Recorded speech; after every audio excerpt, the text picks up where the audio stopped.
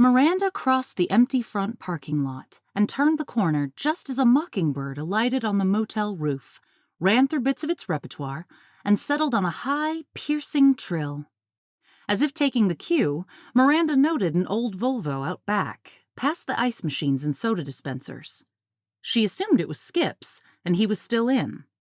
But as she zeroed in on the room number Cindy had given her, she saw that the door was ajar.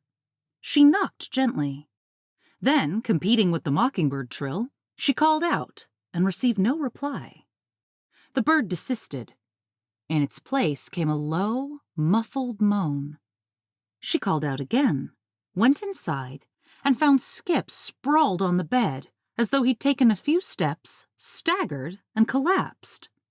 Still moaning, he struggled onto his elbows, twisted around, and barely managed to slide off the bed and pull himself up.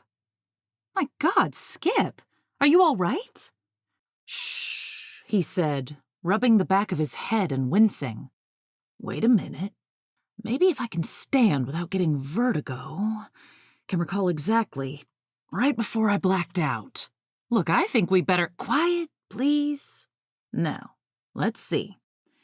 Can I think? Can I remember? Right. Worried sick about Duffy. Last night, in fact, thought I heard a clicking sound and a yowl. Maybe a motorcycle trailing off? Never mind. What happened to your head? I'm working on it. Yes. Last night, must have rolled over and drifted off. Will you forget about last night? Tell me what just happened." As Skip went blank, Miranda went over and discovered a swollen bump on the back of his head. She rummaged around the room, located a styrofoam bucket, and headed outside for the ice machine. Hurrying back, she got a towel from the bathroom, dumped the ice onto the towel, and insisted that he sit down on a chair and hold the cold compress on the exact spot. "Now then," said Miranda, "we have to tend to the swelling and get you to the ER to make sure." "Wrong. You ask me what happened. I have to at least get my bearings." "Well, get them fast, kiddo, and we're off." "Hold on, will you? Okay. So, after I saw you this morning, guilt seeping in deeper over Duffy, I must have dozed off." "Whatever," Miranda said, forcing him to keep the compress steady. "Not whatever. I got up, went to the police station, made a statement about somebody swiping Duffy. The duty sergeant gives me the once-over, doesn't buy my story, but jots it down anyways and passes it on to some officer by the name of Ed. I drive back, unlock the door, go in, and slip out again. Why?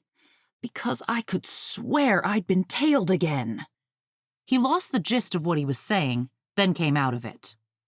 "Oh yeah, I scurried around and pressed my back against a wall like a night stalker on a raid." Unable to humor him any longer, Miranda carefully removed the compress and dumped the melted ice into the sink before wringing out the towel. "All right, let me guess. After leaving the door ajar, you doubled back, spotted nothing, stepped further inside, got bopped on the head, lurched forward, and wound up out cold, splayed on the bed." "Bingo." Miranda added fresh shards of ice, grabbed his overnight bag from beside the bed, and said, "Wait here. I'll pull my car around. Don't move.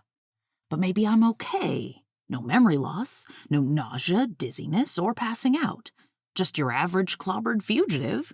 "Knock it off, Skip. We're going to the ER. You never know." Getting woozy again, Skip said, "We're going to the ER. You just never know." As the clear skies began to give way to streaks of gray, Miranda was not about to take the fast route onto I-40 to Mission Hospital in Asheville. That would mean competing with the hell-bent 18-wheel rigs followed by 240 North with its lanes that suddenly switched to off-ramps in the race to the downtown exits. Instead, she decided to take Swannanoa River Road and then Biltmore Avenue. There would be stoplights, a slower trek, but so would her thoughts slow down, and Skip, squirming next to her in the passenger seat, would hopefully cool it down as well.